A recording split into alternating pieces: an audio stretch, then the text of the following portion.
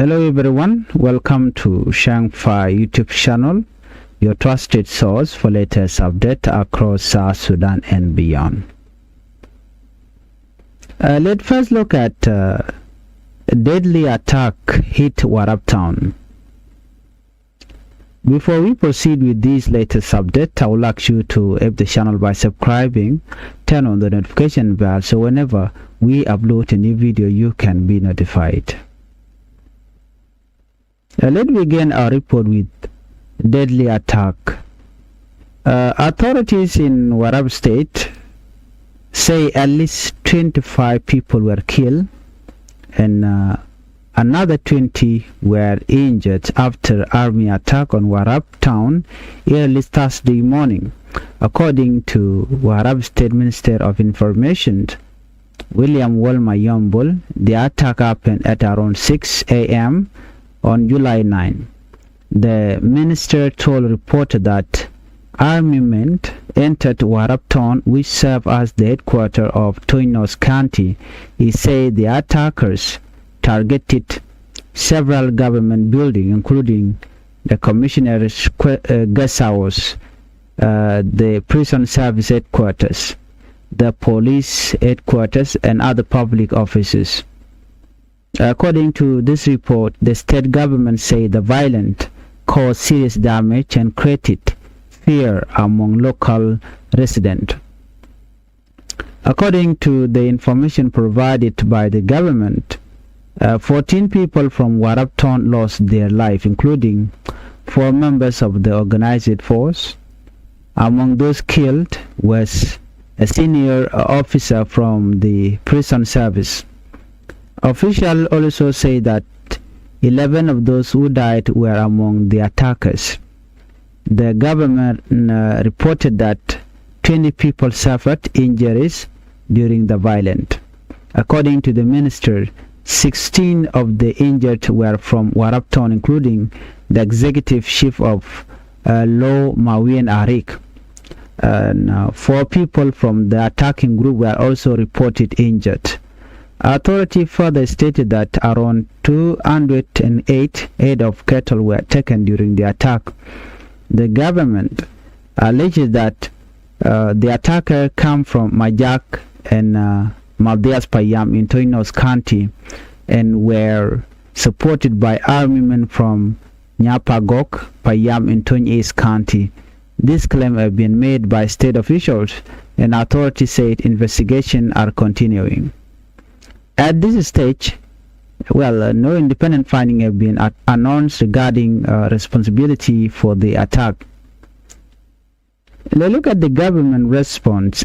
Following the violence, the Warrap state government strongly condemned the attack. Officials announced that additional security forces had been deployed to the area. According to the Minister of Information, Division 11, Commander Major General Ryan was instructed to work with local security forces in Toinos County to help restore stability. The government said security forces have since brought the situation under control. A nighttime curfew has also been introduced. The curfew ran from 6 in the evening until 6 in the morning and is expected to remain in place for 7 days. Authorities have not announced any arrests. Officials said investigations are continuing to determine what happened and who was responsible. Many families have been affected by the violence. Residents are hoping that peace and security will return quickly so that normal life can continue. Let's look at the background of this violence. Communal violence and cattle-related conflict have affected several parts of Warrap state over the year. Local authorities have repeated call for dialogue between communities to reduce violence and prevent further loss of life. Humanitarian organizations have also expressed concern in the past that repeated fighting places civilians at greater risk and disrupt education, health services, and local economic activities. Many observers say long-term peace will require cooperation between local communities, traditional leaders, security agencies, and national authorities. Let's move on to court postponed in Juba. Well, this is our second story. The special court hearing the case involving suspended first Vice President Dr. Machar, the SPLA-IO Commander-in-Chief, postponed its latest session on Wednesday after several accused persons did not appear before the court. According to information presented during the hearing, only Dr. Machar appeared in court, while the 7 other accused were absent. Lead prosecutor Ajo Onyo told the judge that logistical challenges prevented the remaining accused from being brought before the court. During the same court session, another problem developed. According to the court, a power outage interrupted the proceeding after the generator reportedly ran out of fuel. Because of these difficulties, the prosecution asked the court to postpone the hearing. Lawyer representing the defense, representing Dr. Machar and his team, say they could not explain why the other accused person were absent.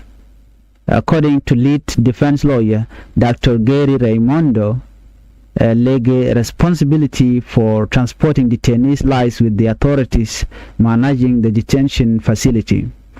One of the judges, Justice Stephen Simon, observed during the hearing that logistical and fuel shortage affecting the court reflected wider challenges facing the country. After hearing both sides, the 3 judges agreed to postpone the case until July 15, 2026. So, what will happen next? When the court resumes its work next week, judges are expected to consider an application form, and they expect application from the from prosecutors. The prosecution has requested permission for some of the remaining accused persons to submit written defense statements instead of appearing in court. The court is also expected to continue hearing testimony from one of the accused individuals. At this stage, the court has not reached a verdict.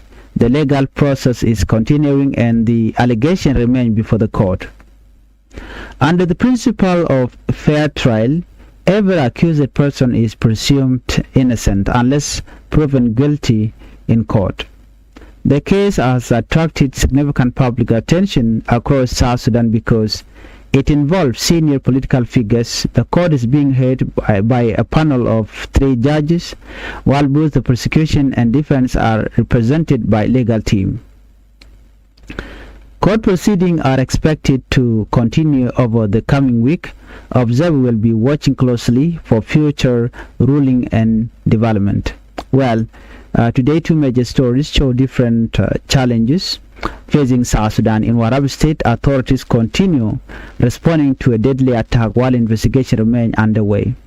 Meanwhile, in Juba, the special court has postponed proceeding in the case involving Dr. Machar because of logistical difficulties and a power outage. We will continue following both stories and provide updates as more verified information become available.